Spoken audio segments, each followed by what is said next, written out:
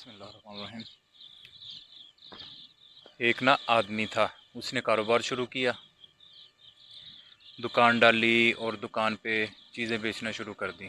काफ़ी टाइम गुज़र गया, उसका कारोबार उस तरह नहीं चला जिस तरह उसका कारोबार चलना चाहिए था।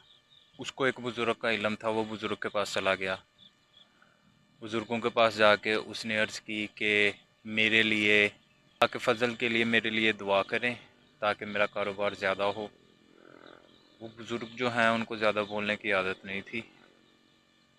उन्होंने उसकी तरफ देखा और बस इतनी सी बात उन्होंने उसको की कि बेटा नाप तोल सही से किया करो, और वो फिर से खामोश हो गए। वो थोड़ी देर उधर बैठा और घर चला गया। घर जाके उसने सोचा कि इस चीज़ को मैं कैसे ठीक करूं। सोचने के बाद वो फिर अपनी दुकान पर चला गया। दुकान पर जाने के बाद उसने जो तराजू होता है जिसके ऊपर वेट करते हैं, तराजू और वज़न वाले जो पत्थर हैं वो दुकान के बाहर रख दिए कि जो भी ग्राहक आए खुद ही उसका वे करे, उसका वज़न करे और ले जाए। इस तरह काफ़ी टाइम गुज़रता गया, उसका कारोबार बेहतर होता गया। कारोबार में अल्लाह के फ़ज़ल से काफ़ी ज़्यादा तरक्की हो गई। इतनी ज़्यादा तरक्की हो गई कि वो जो पत्थर वज़न के लिए इस्तेमाल किए जाते हैं वो पत्थर उसने सोने के बनवा लिए।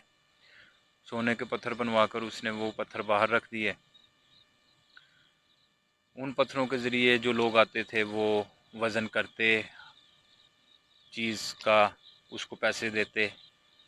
यहाँ पे एक इंटरेस्टिंग चीज़ ये है कि जब लोग वज़न करते थे, कुछ लोग उसको पूरे पैसे दे जाते थे, कुछ लोग कम पैसे देते थे। यहाँ तक कि कुछ लोग ऐसे भी थे जो ज़्यादा पैसे दे जाते थे।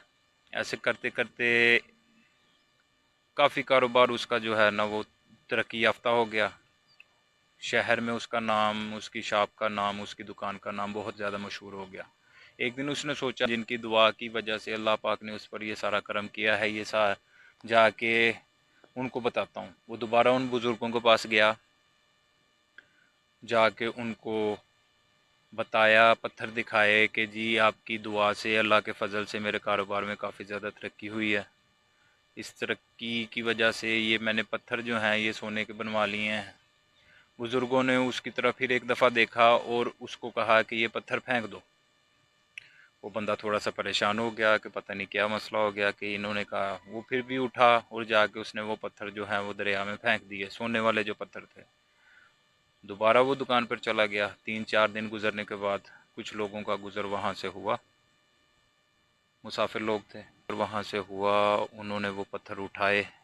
जब पत्थर उठाए तो उन सोने के पत्थरों के ऊपर जो है उस दुकानदार की मोहर लगी हुई थी। काफ़ी मशहूर दुकानदार हो चुका था वो उस टाइम तक। वो पत्थर लेके उसके पास चले गए, जाके उसको पत्थर दिए। जब पत्थर वो उसने देखे वो परेशान हो गया दोबारा कि ये दोबारा मेरे पास आ गए हैं। वो उसने पत्थर उठाए और फिर उन बुज़ुर्गों के पास चला गया और जाके उनसे अर्ज़ की कि हजूर जैसे आपने बोला था मैंने वैसा ही किया। ये पत्थर मैंने फेंक दिए थे लेकिन ये फिर खुद चल के मेरे पास चले आए हैं। तो इस पर वो जो बुज़ुर्ग हैं वो मुस्कुराए और उन्होंने उससे कहा कि यही तो मैं चीज़ तुम्हें समझाना चाह रहा हूँ कि जो हक हलाल के रिज़्क है वो तुम फेंक भी दो तो वो तुम्हारे पास वापस चला आएगा। इसी तरह ये वाक़या सुनाने का मकसद आपको ये भी है कि आप कोई भी कारोबार शुरू करें, हक हलाल तरीके से अपने कारोबार को करें। इंशाअल्लाह अल्लाह के फ़ज़ल व करम से उसमें तरक्की भी होगी, बरकत भी होगी और आपका नाम भी होगा। थोड़े टाइम के लिए बैक स्टेप हो सकता है, मतलब डेप सेट आ सकता है, थोड़ा टाइम आपका कारोबार हो सकता है क्योंकि वो आज़माइशों का टाइम होते हैं ये सारे।